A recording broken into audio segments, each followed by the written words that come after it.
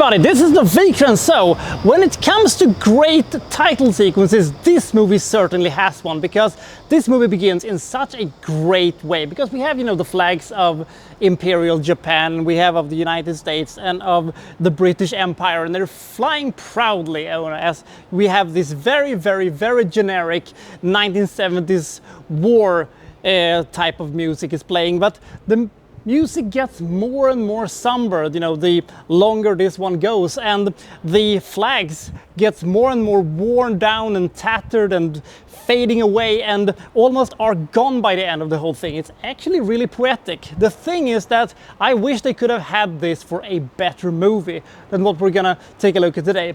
Too Late the Hero is by no means a bad movie, but it lacks something. But let's find out what this movie is about, shall we? This is Too Late the Hero.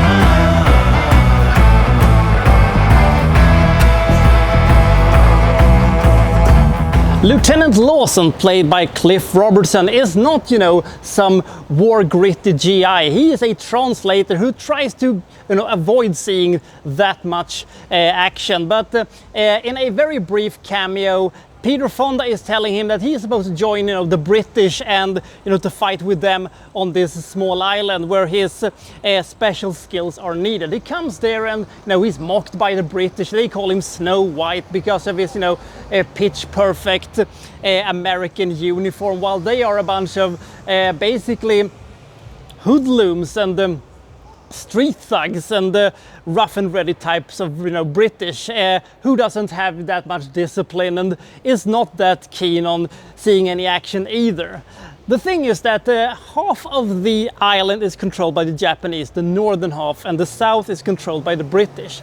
Their mission is the following: they're going to travel in secrecy throughout the jungle until they reach a radio station. They're going to destroy the radio station because if the Japanese finds out that there is a big convoy that is coming through, a lot of American sailors and ships are going to be killed by the Japanese coastal guns. So that's what they're going to do. Michael Caine plays a medic who, like most of the participants in this movie, aren't too keen on actually seeing any action, and he's just this rough and ready medic with a very, very thick Cockney accent. So what's going to happen once they get to the radio station? Are they going to be able to complete the mission?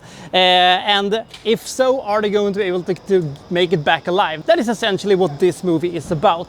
So this is a very early 1970s type of a World War II movie that sort of falls in between the different types of war movies that was made in this time.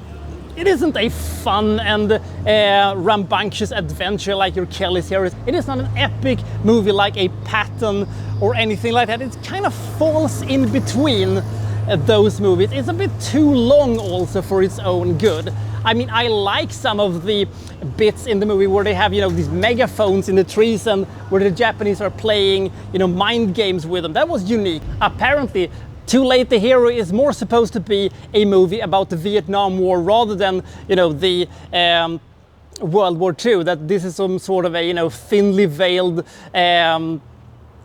movie about why Vietnam is a bad war, but they do this in this, World War II setting. I don't know how good that worked because I didn't pick up on that, but that's apparently what the point of this movie is. I like the characters, and Michael Caine is very good, but that is his sort of default setting.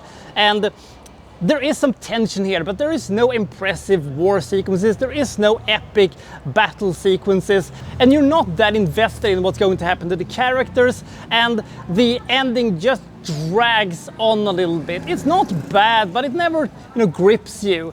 It is a decent movie, but if you have never seen this movie, there is no reason to see it. There are far better movies, both serious and unserious, that has been made about World War II from this time period that is better than this one.